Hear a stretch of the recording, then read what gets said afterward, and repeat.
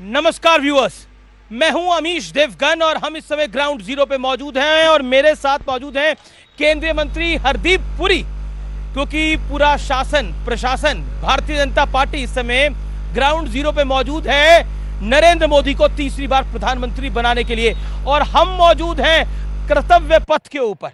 यह वो पथ है जिसका नाम प्रधानमंत्री मोदी ने बदला, लेकिन विपक्ष ने बहुत से सवाल उठाए।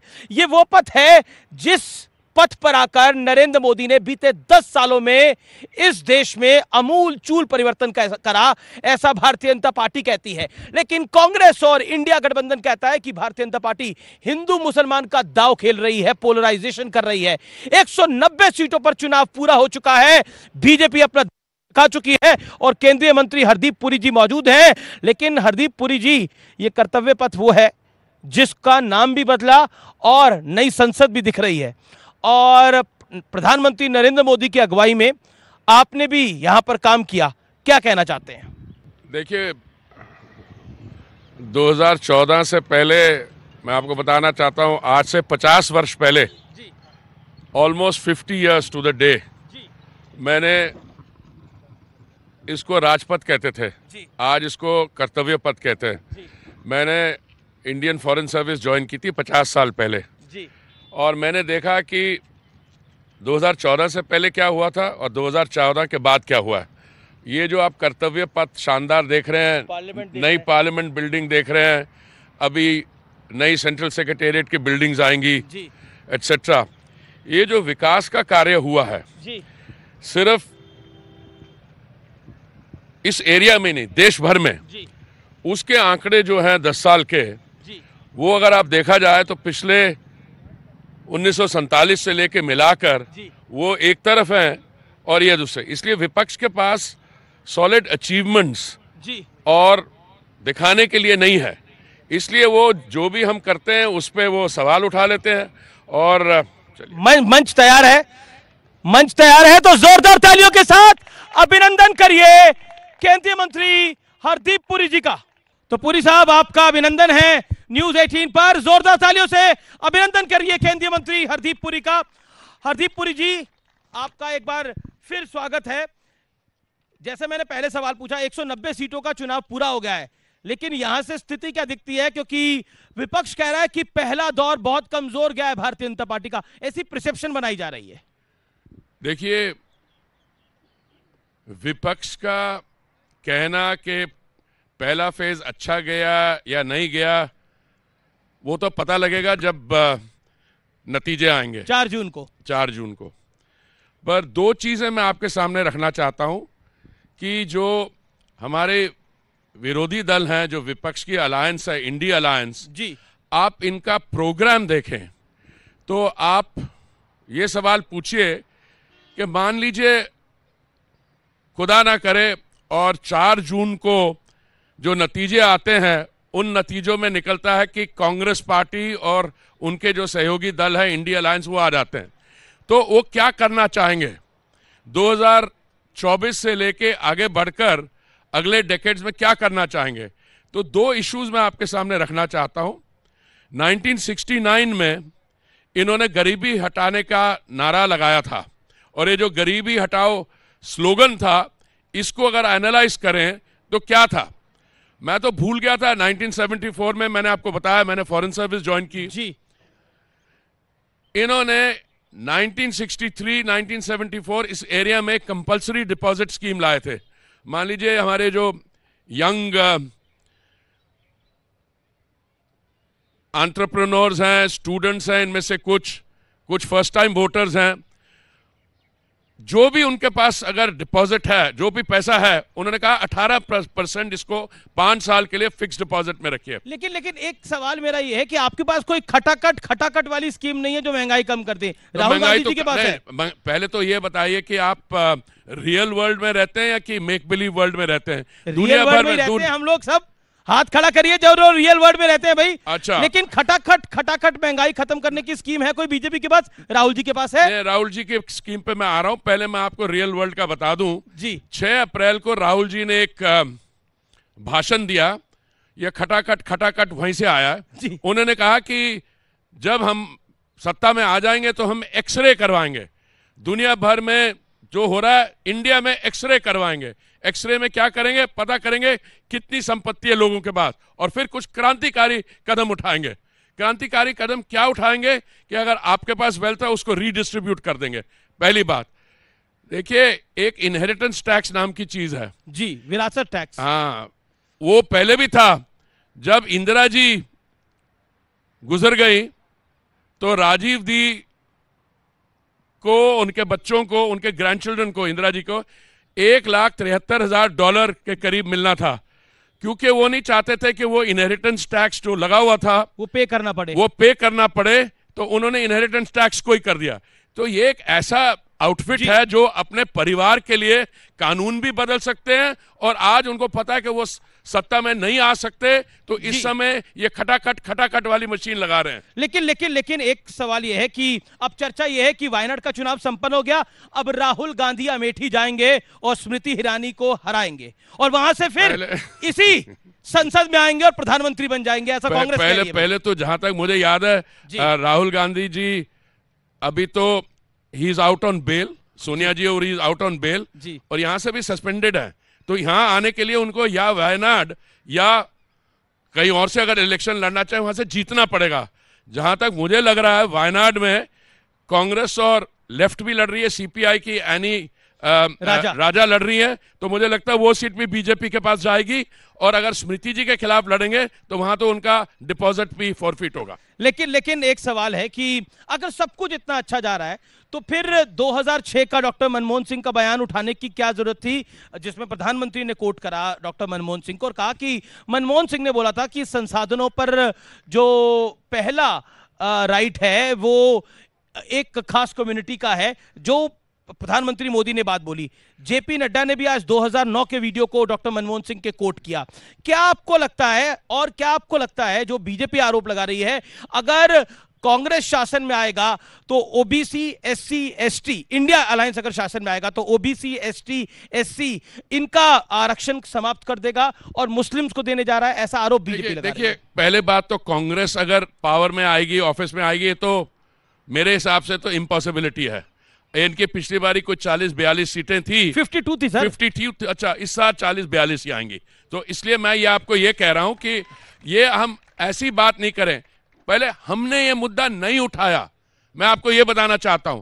हमने बात इसलिए की क्योंकि ये हमारे जो युवा नेता है लोकप्रिय राहुल गांधी जी, इन्होंने मुद्दे उठाए, उससे ये मुद्दे उठे। अच्छा, उन्हें युवा मानते हैं आप अभी भी? नहीं, युवा की परिभाषा क्या है? अब मेरी 72 साल उम्र है, मैं भी अपने आप को यंग फील करता हूं। So age is only a state of mind, पर इसकी भी उम्र कुछ 50 होगी कि नहीं? 50 तो प्लस ही है। तो पर ये तो अभी रीलॉन्च हो रहे हैं ना, तो ये नदर फॉर्म ऑफ यूथ में रीलॉन्च हो रहे हैं जी। नहीं, मैं आपको बताना चाहता हूं डॉक्टर मनमोहन सिंह ने क्या कहा था और कब कहा था, और एक बार नहीं कई बार कहा था। उन्होंने ये कहा था जब वो प्रधानमंत्री थे, that the minorities, particularly the Muslim minority has the first right on the nation's resources। ये उन्होंने कहा था, ये उन्होंने कभी डिनाई नहीं किया। और उसके बाद इनमें से कई लोगों ने कहा कि जो ओबीसीज को कंसेशन या रिजर्वेशन जो भी आप कहें, वो वहां से लेके उस पर्टिकुलर कम्युनिटी में देने चाहिए। मैं उस चीज के साथ लड़ नहीं रहा, वो तो उन्होंने कहा था, उस समय भी हमें ज्ञान था इसके बारे। आज उसकी क्या इंप्लीकेशन है?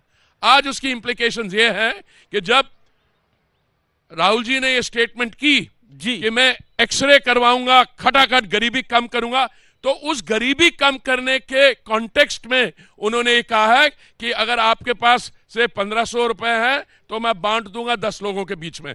तो ये हुआ है, और उसमें फर्स्ट राइट वो किसी माइनॉरिटी कम्युनिटी को देंगे। लेकिन एक सवाल खड़ा हो रहा है, प्रधानमंत्री की इलेक्शन कमीशन में शिकायत भी हुई है, नोटिस भी हुआ है, एक विपक्ष की ओर से ये बात है, और ये बात ये है कि हिंदू मुसलमान करने का चुनाव को प्रयास है, पोलराइज करने का प्रयास है। देखिए, हमारी तरफ से कोई पोलराइजेशन नहीं करने का प्रयास है, और ना ही हम कर रहे हैं। करते ये खुद हैं। जब हम उनको पॉइंट आउट करते हैं उनकी फॉल्ट लाइन में कि आपने ये कहा, उस समय ये आके कहते हैं ये तो पोलराइज कर रहे हैं। लेकिन एक प्रश्न और है, ईवीएम को लेकर बड़े सारे सवाल उठते हैं। वो तो सुप्रीम कोर्ट का निर्णय मिल गया, ऑनरेबल सुप्रीम कोर्ट ने फैसला दिया, मिल गया। देखिए क्या करते हैं। अच्छा, ईवीएम, आप में से फर्स्ट टाइम वोटर्स कितने हैं ये बहुत सारे हैं जी, बहुत सारे हैं। बहुत सारे हैं। देखिए, आप जब भी वोट डालने जाएंगे आप इस सवाल को ले चलना। क्यों? क्योंकि जब भी कांग्रेस पार्टी किसी राज्य में चुनाव जीतती है, आप देखिए ईवीएम्स कब इंट्रोड्यूस हुए, कभी वो ईवीएम के बारे में बात नहीं करती, पर जब भी वो चुनाव हारती है तो वो कहती है कि ईवीएम फॉल्टी है। Now EVM can either be faulty और इट कैन बी राइट, पर ये नहीं, it can not be dependent on कि कांग्रेस पार्टी जीती तो ईवीएम ठीक हो गया। देखिए, आज ये मामला जो है कई बार it has been taken up और आज सुप्रीम कोर्ट के सामने गया है and supreme court has laughed it out of court. जी, मैं कुछ ऑडियंस के क्वेश्चंस ले लेता हूं। ऑडियंस के लोग आप यहीं खड़े रहिए, मैं ऑडियंस के कुछ सवाल ले लेता हूं।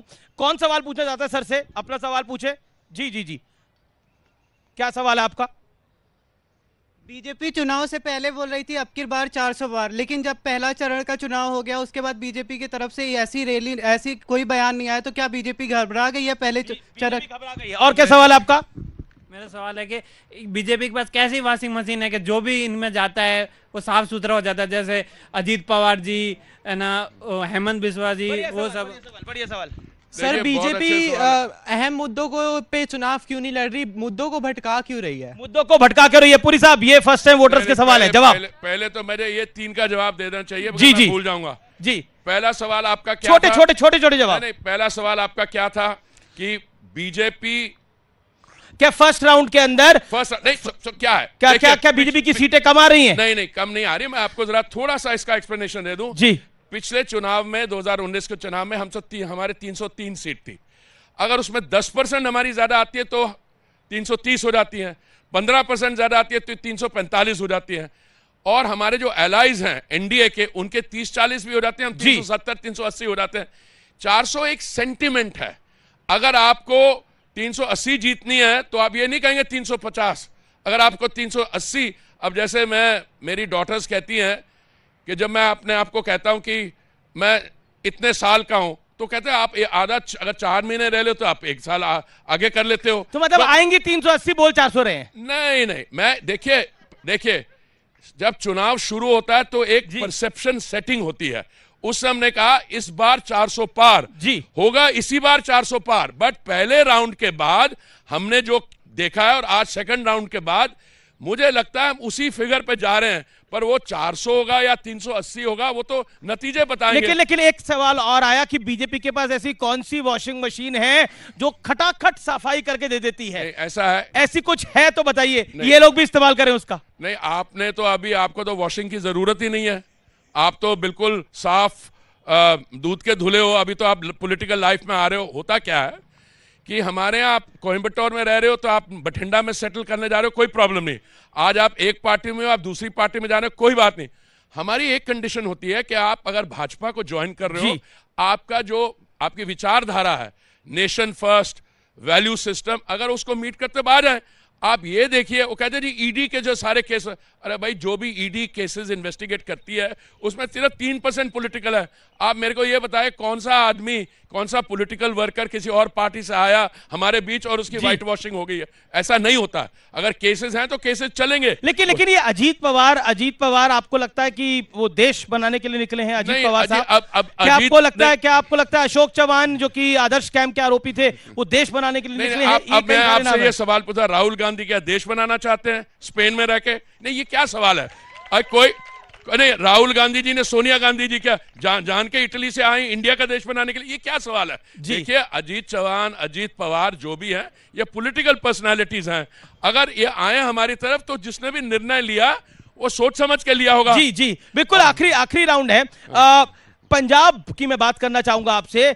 अकालियों के साथ आपका समझौता नहीं हुआ, बात बनते बनते रह गई या खेल कुछ और है? आपको क्या, क्योंकि भगवंत मान कह रहे हैं इस बार 13 की 13 में आम आदमी पार्टी है, कांग्रेस कह रही है 13 की 13 में हम हैं। नहीं, भगवंत मान को ये पूछिए कि वो जो केजरीवाल जी के साथ और मंत्री कौन है अंदर और कौन जाने वाले हैं, उनको उस चीज की चर्चा करनी चाहिए। बाकी मुझे अमीश जी, आपको पता है मैं आपका एडमायरर हूं जी, पर आपकी प्रश्न में मुझे लगा कि थोड़ी आपको पंजाबी के अंदर ना अफसोस है कि नहीं हुआ गठबंधन। मुझे लग रहा नहीं, मुझे लग रहा मैं भी पंजाबी समझता है। मेरे को तो बड़ा रिलीफ हुआ, मैं आपको बताता हूं। बड़ा रिलीफ हुआ? तो रिलीफ नहीं हुआ, मैं तो बहुत खुश हूं। गठबंधन नहीं होने दिया? नहीं, सुनिए, मैं कौन होता हूं? मैं तो एक भाजपा का कार्यकर्ता हूं, इस समय मैं मंत्रालय में, मंत्रिमंडल में शामिल हूं। देखिए ऐसा है, 117 की असेंबली है वहां पे, हमें अकाली 23 सीट से ज्यादा लड़ने ही नहीं देते थे। वहां पे 13 पार्लियामेंट्री कॉन्स्टिट्यूएंसी है लोकसभा की, हमें 3 लड़ने देते थे। हम उस गठबंधन में जूनियर पार्टनर थे, और किसी भी गठबंधन में जो जूनियर पार्टनर होता है वो घाटे में रहता है, उसके लिए घाटे का सौदा होता है। इसलिए मुझे बड़ी खुशी है। इस बार क्या होगा, पिछली बारी हम 2 लोकसभा सीट थे, इस बारी कम से कम 3 गुना आएंगे। और दूसरा, अकालियों ने जो काम किया, रेती की डकैती, नशे की डकैती और किस्म का करप्शन, मैं लोगों का नाम नहीं लेना चाहता हूं, उनके साथ गठबंधन में रहने के कारण हमारी भी छवि खराब हुई। इसलिए तो मुझे बड़ी खुशी है भाई गठबंधन नहीं हुआ। आखिरी 1-2 सवाल है, और वो है, एक तो अरविंद केजरीवाल के आप लोग पीछे क्यों पड़े हैं? उन्हें मीठा भी नहीं खाने देते, आम भी नहीं खाने देते, जेल और भिजवा दिया है, ये अन्याय नहीं है आपको लगता है? देखिए, जेल हमें भिजवाना होता तो दूसरी बात होती। एक अरविंद केजरीवाल जी रामलीला मैदान में 2013 में एक बड़े अन्ना हजारे जी की एक बड़ी प्रोटेस्ट मूवमेंट में भाग लिया उन्होंने, जी, करप्शन के खिलाफ। और जब उन्होंने उस समय कहा था हम शराब के खिलाफ हैं, हम राजनीति के खिलाफ हैं, हम कोई राजनीतिक दल नहीं बनाएंगे, फिर क्या किया, और जिसके खिलाफ वो करप्शन का एलिगेशन कर रहे थे उनके गले मिल गए, और शराब जिसके खिलाफ थे उसमें इतना बड़ा घोटाला कर दिया। हमने नहीं किया। ये जैसे वेस्ट बंगाल में एक टीचर स्कैम हुआ, 24,000 टीचर जो इलीगली भर्ती हुए, वहां पे किसी ने कहा था तो कोर्ट ने गया, कोर्ट ने कहा कि इसकी जांच की जाए, तब ईडी आया। यहां पे 9 बार ईडी ने बुलाया, उनको समन्स किया, पर केजरीवाल जी ने कहा मैं व्यस्त हूं, मैं यहां बिजी हूं, वहां बिजी हूं। 9th 10th में गए, फिर ये कोर्ट गए, बेल के लिए नहीं गए।